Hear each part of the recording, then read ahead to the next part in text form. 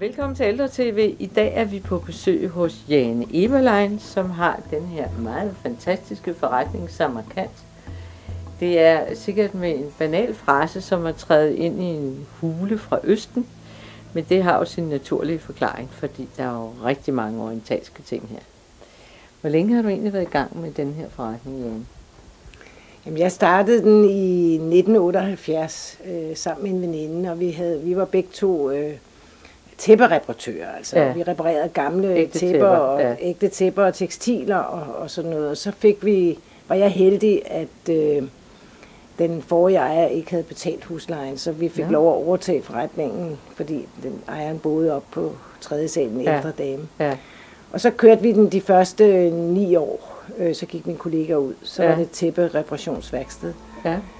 Og så lavede jeg jo mine ting ved siden af, sølvtasker og hatte og sådan noget lidt for sjov, ikke? Og så når kunderne viser interesse for det og kommer ind og synes det er interessant, så får man jo blod på tanden til at fortsætte med det. På en helt anden måde, ikke? Ja.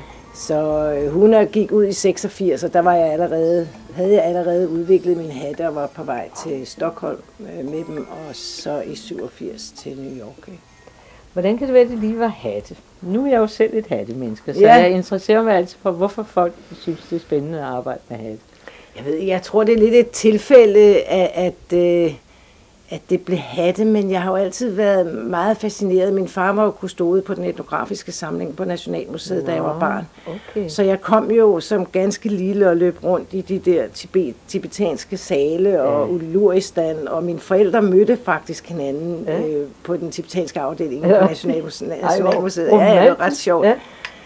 Og der har jeg jo været inspireret af alle de fantastiske ting, og min far, han var jo lidt af en eventyr, han var billedhugger, så han kunne jo fortælle fantastiske historier om alle de ting, der var i montrene. Og desværre er alle de ting jo på arkiv nu. Ja, men der har jeg jo blevet inspireret af det der pelsbesatte tøj og det orientalske. Og meget af det var jo pelsbesat, for det var fra Mongoliet og det var koldt. Inuiterne og sådan noget. Ikke? Det var Haslund Christensen. Det var Haslund Christensen, bedrift, at vi havde alle de gode ting der. Det var det. Så det har jeg også været fascineret. Fantastisk, og de er jo desværre på arkiv alt sammen. Det er jo, der er ikke noget tilbage. Vi har en af de største samlinger i verden af og så er det for Mongoliet. Ja, det er det. Og der sad jo folk og tegnede på museet, og der kom jo børn ind, og børn elskede jo at gå og se alle de der store samlinger. Ikke? Og det var dybt fascinerende. Og det var jo lige så tæt pakket i montrene som på min opslagstavle. Ikke? Ja. Så derfor var det jo visuelt var det jo meget, meget inspirerende. Ikke? Ja. Og så tror jeg senere, da jeg var teenager, så mine forældre havde jo mange sjove kunstnervenner, og en af dem, hun sad faktisk og hæklede, jeg har det nu, små hatte, hvor hun syede perler på. Ja.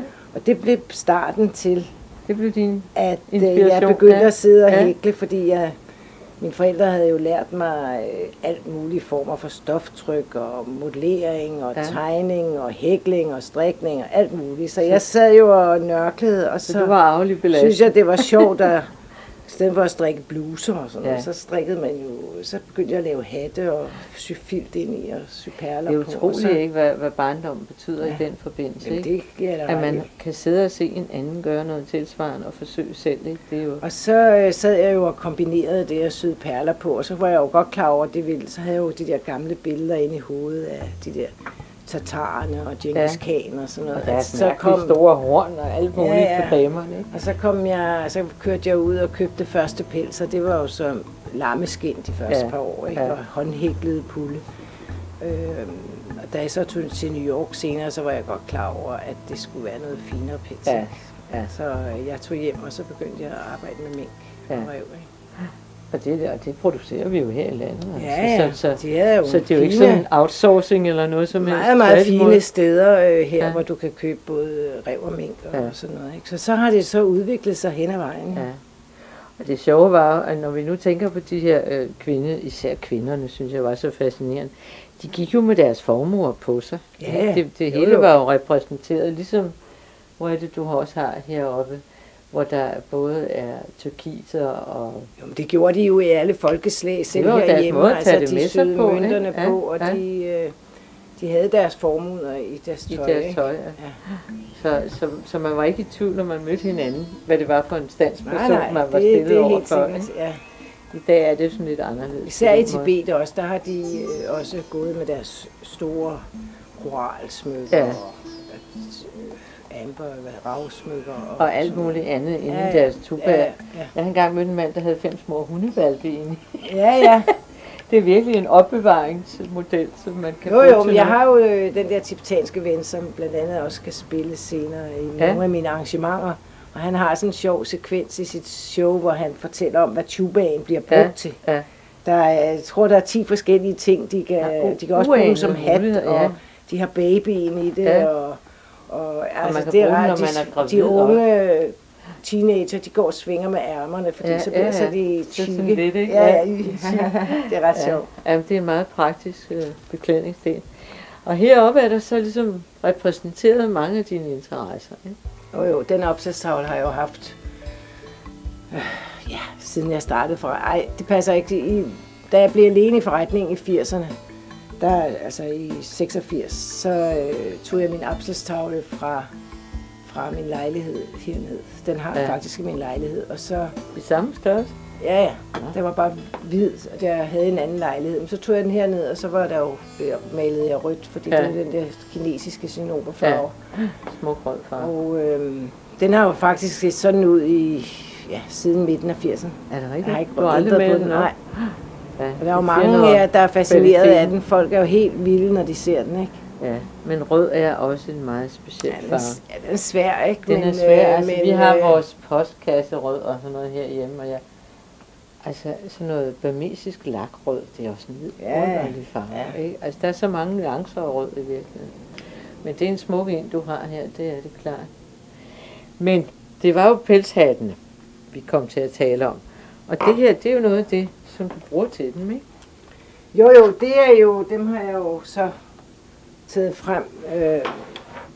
Det her er jo toppene til pelshattene, som jeg jo så har siddet og lavet fra bunden af, og så er de lavet på uld nedenunder. Så har jeg jo samlet alle de her stoffer fra, de er jo lavet her, så de er broderet dernede. Og façon kommer simpelthen ved, at du lægger det der snit. Jeg lægger det snit. Og så skal man jo stikke rundt, og den skal jo helst passe fuldstændig i sømmen her. Det er jo det der et kunststykke, når man skærer en trekant ud og får det der sømme til at passe. Det er næsten. Må det være. Og så har jeg jo så broderet toppene med krystaller, Swarovski-krystaller. Det er ægte krystaller fra England. Så er det ikke så mærkeligt, der er sådan en fantastisk skin i dem. Nej, de kan glimte helt over på den anden side af gaden, hvis lyset fanger dem. Fantastisk. Ja. Det er noget af det ligner sådan nogle tibetanske brokader. Det er ikke tibetanske brokader, jeg bruger i den model. Nej. Det er indiske brokader her, og så for eksempel den her, det er jo en anden modelhat, der bliver syet sammen i 7 felter. Okay. Det er Jean-Paul Gaultiers, den franske modeskabers silkebrokader, og jeg bruger både Jean-Paul Gaultier og Christian Dior. Okay. Men de brokader er jo heller ikke til at få fat på mere. De er væk. Der er ikke noget at gøre. Men indiske jeg har selv besøgt et indisk silkefirma i Calcutta, og jeg var målløs over. Jeg har selv handlet med silke, men det var sådan noget handloom silke, ikke de der cottage industries og sådan noget silke, ikke? Som også er et dejligt materiale. Men så skulle jeg undersøge noget for en anden, og så stødte jeg på sådan et firma, og de lavede brokader i lange baner. Det har Indien jo, men det har de jo tradition for, det har de gjort. Sindssygt. Det er jo fantastisk, hvad de har lavet. Altså, så. Og på væggen hang alle de der priser, de havde modtaget. Men du have glæde af at få kontakt til dem, hvis du står og mangler brokader i dag. Du ser nu ikke ud, som om der er noget, der mangler her. Ej, jeg har jo kæmpe skabe fyldt af stoffer og brokader, men selvfølgelig er jeg jo stadigvæk på jagt. Denne her, den har jeg lige fundet. Det er jo de afghanske håndbroderede tæpper, som de hænger ved indgangen til deres nomadetelte og sådan noget, som jeg så er, fordi nu er det blevet moderne med Uzbekistan. For nogle år siden var det Thailand, nu er det Uzbekistan. Ja. Men det er utroligt så fin stand, den er i. Fordi jeg har også noget af det her i silke, og det er altså... det her, det er silkemørner. Det er så gamle frynser fra Samarkand, ja. Det her. Ja, det hænger fint sammen. Den er utrolig smuk, den her. Det er den altså. I det hele taget er det svært at finde noget, som jeg ikke synes er kønt i den her forretning. Men vi skulle måske gå ind og kigge lidt på de færdige hatte, fordi de er jo, hænger jo derinde og stråler i al deres pragt. Ja, den her hat synes jeg er utrolig smuk. Og den må være lavet altså efter det her princip, ikke? Det er den også. Den er lavet af 7 felter, som så er syet sammen, ja. Men broderet først, ikke? Og så syet sammen. Og så alt det her fine, det lægger du på bagefter, ikke? Det lægger jeg på. Og så er den jo lavet på noget af det mest holdbare ud i verden, som er også gammeldags uldfilt, som de også brugte til militærtøj og tøj i gamle dage. Ikke? Ja. Men den er jo solid. Ikke? Ja. Enormt solid. Og denne her er jo, den kan holde til alt. Jeg har jo kunder, der kommer ind med hatte, de har købt for 20 år siden. Ja. De er jo fuldstændig. Og de er stadig lige smukke. Og denne her er jo faktisk inspireret af Bertolucci-filmen Den Lille Kejser, hvor han kommer løbende ud af den forbudte by med sin lille hat på der, ikke? Ja. Som står op. Og det var jo den typiske hovedbeklædning for de manchuriske noblemens, altså aristokratiet, adelige aristokraterne, ikke? Så er du ikke lige på, ja? Jo, så da de gik med dem, der stod de jo ud sådan der, ikke? Ja. Men den her er i virkeligheden beregnet til, at man kan bøje den ned. Den her model solgte jeg jo også i New York til de der berømte damer, men de kunne jo godt lide at gå med den oppe, når de gik på den røde løber. Ja, og det vil jeg også, altså, det vil jeg nok også vælge. Så den kan man lege med og krænge op og ned, ikke? Ja. Den er så lavet i mink, jo. Ja. Ja, det er jo dejligt materiale. Det er meget holdbart materiale. Det holder for evigt. Så det er ikke helt tilfældigt, at man har valgt at lave pilsfrakker. Så man skal bare have en mor eller en bedstemor, der har haft sådan en af sine fine hatte. Så kan man gøre sig håb om at arve. Ja. Så er der den her anden type, som vi sad og kiggede på toppen før, ikke? Det er den her model, ikke? Altså svarende til. Ja, den her, det er den der kalder tatar-modellen, som faktisk er inspireret af selvfølgelig mongolerne. Ja. Og jeg har altid haft sådan et billede af de red ud af stepperne, og de har jo de der broderede hatte på, ikke? Og det er jo min egen frie fantasi over det, fordi der eksisterer ikke nogen hatte fra Mongoliet på det tidspunkt. Nej. Det er jo forgået. Det var jo i 1400-1500-tallet. Det er jo væk. Det eksisterer der er heller ikke nogen, altså der er vel nogle tegninger derfra? Der er kun en masse tegninger fra både de arabiske lande, faktisk dem, der har de bedste arkiver omkring mongolerne, fordi de hærgede jo hele vejen ned. Ja, det gjorde de jo. Så der er masser af skrifter om, hvordan de har opført sig. Men mongolerne skrev jo ikke deres egen historie ned, så det er jo typisk for sådan et nomadefolk. Så man kan jo, de billeder, man kan se af dem, er jo kun med en pelskant, og så har de sådan en spids puld og et eller andet på, og måske en lille dug på toppen, ikke? Ja. Det man vidste, at de var broderet, men det her er jo så tatar-modellen, som med de store pelskanter på. Ja. Og så er det selvfølgelig min egen fantasi. Ja, den har nok spillet lige så stor en rolle som historisk forskning, ikke sandt? Som jeg har inde i mit eget hoved. Det er jo ikke nogen, du kan ikke hente den her inspiration nogen steder fra. Altså, jeg tror på reinkarnation. Det gør du sikkert også, tror jeg. Jo, men da jeg blev født, der fik min far jo spået, at jeg var en 3000 år gammel kineser. Jamen, det er det, jeg mener. Så det er ikke helt tilfældigt. Du har med stor sandsynlighed levet et af de her steder. Det tror jeg ikke helt tilfældigt. Da jeg så blev født, så lignede jeg fuldstændig en kineser. Ja. Jeg har skæve øjne og helt sort hår. Ja. Så hvis man ser billederne af mig som barn, så vil du tro, at jeg var født derude. Det er ret sjovt, altså. Det er sjovt, lidt sjovt, ikke? Ja. Min første søn, han var også sådan, da han blev født, så ringede min mand hjem og sagde, ja, vi har fået en Genghis Khan. Hvad sagde de? Hvad har I fået? Ja, han har sådan nogle skrå øjne, og han ligner fuldstændig. Ja, altså, det havde jeg også trykket og sådan noget, ikke? Så, men min far, han var jo sigøjner, han var jo kulsviger. Nå, din far var kulsviger? Ja, så han var jo meget, meget, meget mørk. Ja. Altså fuldstændig sorthåret, ikke? Ja. Højs kulsviger. Han er sikkert en smuk mand. Meget smuk mand. Ja. Meget smuk mand. Men denne her, det er jo sådan en rigtig, den er jo flot. Det er jo dem, folk egentlig kender mig for. Det er dem, der er sådan. Hvis man siger, kender du Jane Eberleins hat, så vil de sige, ja, det er sådan en her. Så er der denne her, det er jo faktisk Den er jo digtet lidt efter det russiske, også aristokrati, som også er syet over de der 7 felter. Men den er lidt mere ladylike. Det er jo sådan, de russiske tsarinaer før i tiden gik med, som man kan også se den i filmen med Peter den Store og sådan noget, hvor den lidt mere... Det her er jo sådan en klassisk damehat, også hvis man har minkpels og sådan noget. Sådan lidt mere ladylike, ikke? Altså sådan en klassisk model. Ja. Og jeg må indrømme, mit hjerte, det er den her. Ja. Men de er fantastiske alle sammen. Så har du også sådan nogle her. Ja, så har jeg jo de her, som er de store model Tibet, som er lavet af de gamle japanske OB'er. De er 100 år gamle, den her. Det her, det er jo japansk, 100 år og hatten er tibetansk. Meget, meget fin OB, den her. Ja, meget små. Og det var det, som jeg fortalte dig, at Peter Høeg havde skrevet i sin bog om Smillas fornemmelser for sne, om at hun har hatten på, og den brænder, når hun springer i havnen, eller falder i havnen, jeg kan ikke huske det. Den brænder? Og der går ild i den båd, hun sejler af, men man skal læse bogen ligesom men hun har jo den man her... Man kan også gøre sådan her, ja. Hun har jo den her hat på i hele bogen. Ja.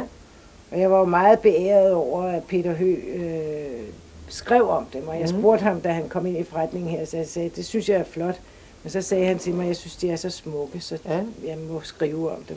Jamen, det var jo en meget stor kompliment. Han boede lige over i Brumleby. Ja. Så, og han forærede faktisk Hillary Clinton en, da hun var i København. Okay, så det var en god reklame for dig. Ja. Så hun har en. Ja. Fantastisk. Så laver du jo også nogle små sjove. Ja, det er jo min sidste kreation, og det er jo de der moffedisser. Ja. Som de jo egentlig også gik med i Rusland, hvis man ser gamle billeder fra dem, så havde de jo dekoreret deres håndled, for de frøs jo selvfølgelig, og så var der pelskanter om, ikke? Men moffedisser har jeg altid, altså jeg havde ikke fra min mormor, det var jo sådan en, man stak to hende. Nej, det er Når det er en muffe, ja. Og når det kun er en. Moffedisse betyder jo lille. Ja. Så det her er jo til håndledene. Ja.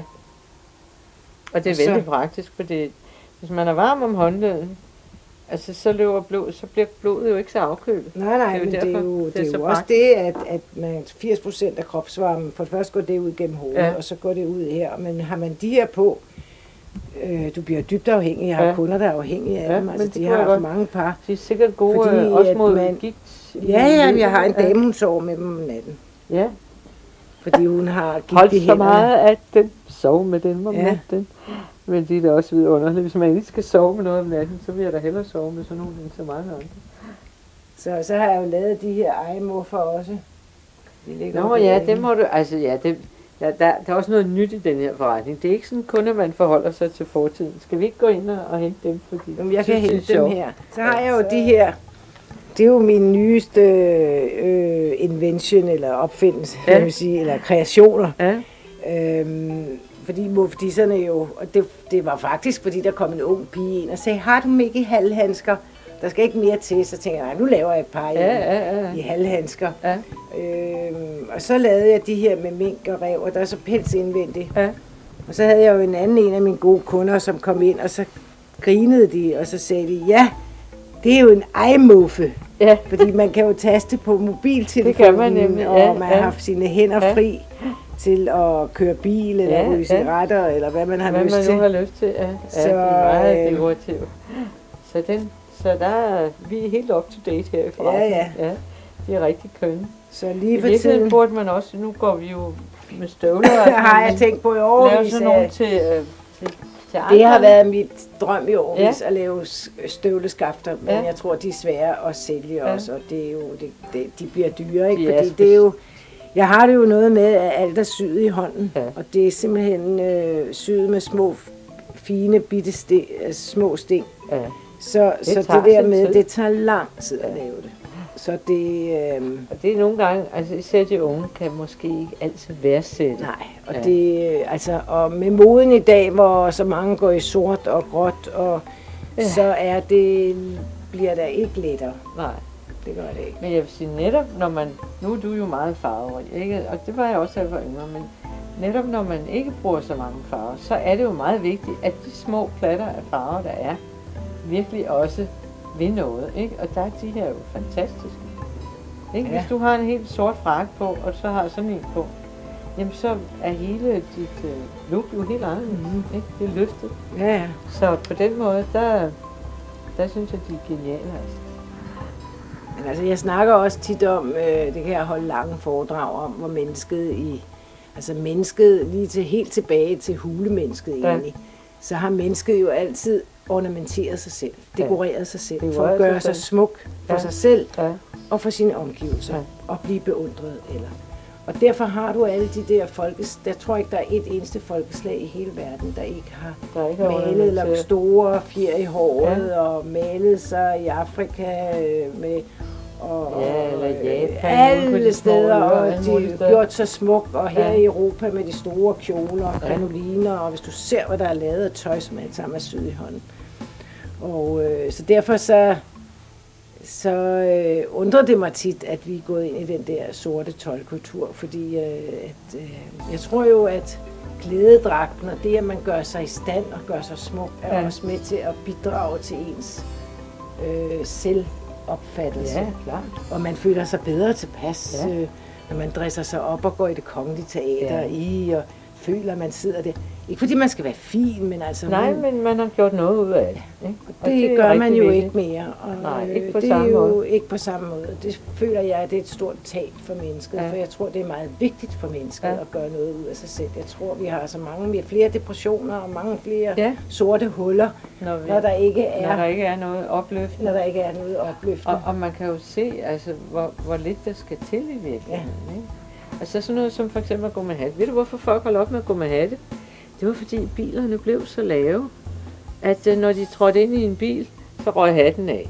Det har jeg fået at vide af ham, der har Pittigas på Købmagergade, ikke? Fordi i gamle dage gik alle jo med hat. Ja.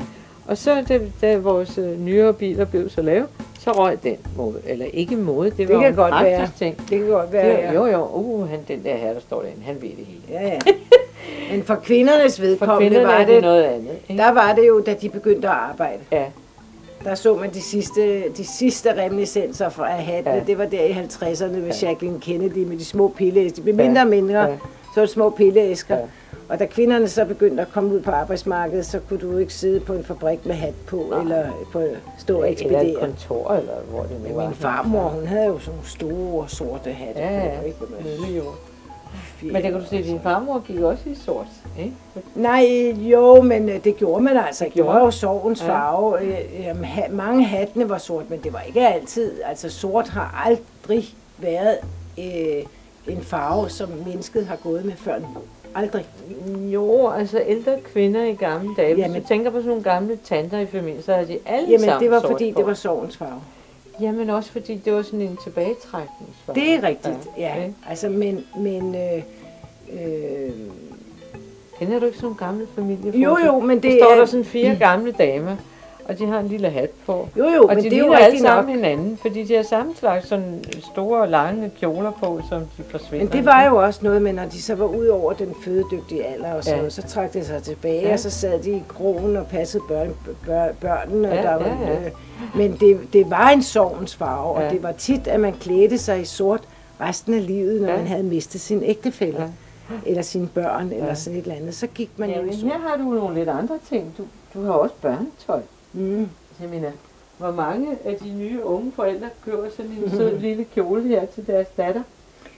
De her gamle dragter, dem samler jeg jo på. Lige den her er ikke helt så gammel, men jeg har flere liggende oppe i min lejlighed af de små gamle Rajasthani børnetøj. Ja. Og der er selvfølgelig mange, der hiver fat i dem og sådan noget, men du kan jo ikke klæde et barn i det i dag. Det kan ikke vaskes. Og i hvert fald ikke efter vores vaskemetoder. Nej, og så gylper de nedad, og så synes det er jo sådan nogle små jakker, de har gået i derude, børnene, ikke? Og med de små, jeg har også en stående her, ikke? Det er rigtig med de små, nu er hatten her fra Thailand, men altså, det er jo også små Rajasthani kjoler, ikke? Så dem samler jeg bare. Muligt, man kan forelske i. Og så har du også en meget smuk Jamen det har jeg været, da jeg var i Indien her i foråret, og der havde jeg jo mødt sidste år nogle af Indiens største modeskabere, faktisk 2 ældre kvinder, som snart er 70, og de har jo været i modebranchen i mange år, og de får håndbroderet deres ting ude i landsbyerne. Og det er jo en helsilkekjole med, og det synes jeg var sjovt, fordi jeg selv elsker at brodere, og jeg var så heldig at møde dem personligt i år nede i New Delhi. Er det nogle af dem, der sørger for at holde håndarbejde i hævd? Ja, de elsker håndbroderede ting. Det er jo det, altså det er det, der er så frygteligt med vores moderne kultur, ikke? Jo. I gamle dage, så sad man jo der sammen. Faktisk, som jeg fortalte om, er begyndt at lave de der arrangementer, hvor jeg ligesom prøver at repræsentere nogle få forretninger, der er tilbage, hvor jeg ligesom laver nogle stande med orientalsk kunsthåndværk og orientalsk tæppekunst og mine egne ting. Er det det, du tænker på, det her arrangement? Ja, altså jeg har lavet 2 eller 3 arrangementer inde i den Unitarnes Kirke, og det er jo ret sjovt med Unitarnes Kirke, fordi de har ingen tro, de tror på en højere magt. Ja. Og de omfavner faktisk alle religionerne, både islam og buddhismen og kristendom og jødedom. Højere spirituel magt. Ja. Og det er jo egentlig et godt sted at holde sådan nogle arrangementer. Ja. Og det her arrangement, som jeg har arrangeret nu i samarbejde med en gammel kollegas søn, som har en tæppeforretning nede på hjørnet af Klassensgade og Strandboulevarden, som hedder Boris Seisner. Han har en af de fineste tæppeforretninger i København, i Danmark, som han har arvet fra sin bedstefar. Okay, var han helt. Og som hedder Seisner Winstedt, og de reparerer jo også. Det er dem, der også har lært mig faktisk meget af reparationsteknikkerne. Ja. Og han er religionssociolog i også orientalsk kultur. Vi havde et foredrag her i november om shamanisme, hvor min tibetanske ven fra Paris dansede den store Black Hat dans og spillede musik også. Ja. Så han kommer og spiller. Han er jo fra Tibet, og det er jo ham her. Det er ham her, ja. Tenzin Gompo. Han flygtede på ryggen af sin mor som 5-årig over Himalaya og bosatte sig hos det Dalai Lama. Okay. Og var, altså det er 58? Nej, han flygtede i 60. Han flygtede i 60. Men Dalai Lama oprettede jo først Tibetan Performing Art for at vedligeholde de gamle kulturer inden for maling og skuespil og dans og musik. Lavede han det, der hedder Tibetan Performing Art. Og der var de første elever, ham og så dem han var. Og deres lærere var jo fra det gamle Tibet. De var også flygtet. Og der voksede han så jo op, og da han så var 35 og havde ligesom gået igennem hele skoleuddannelsen og var det Dharamsala? Det er Dharamsala, så flyttede han til Paris.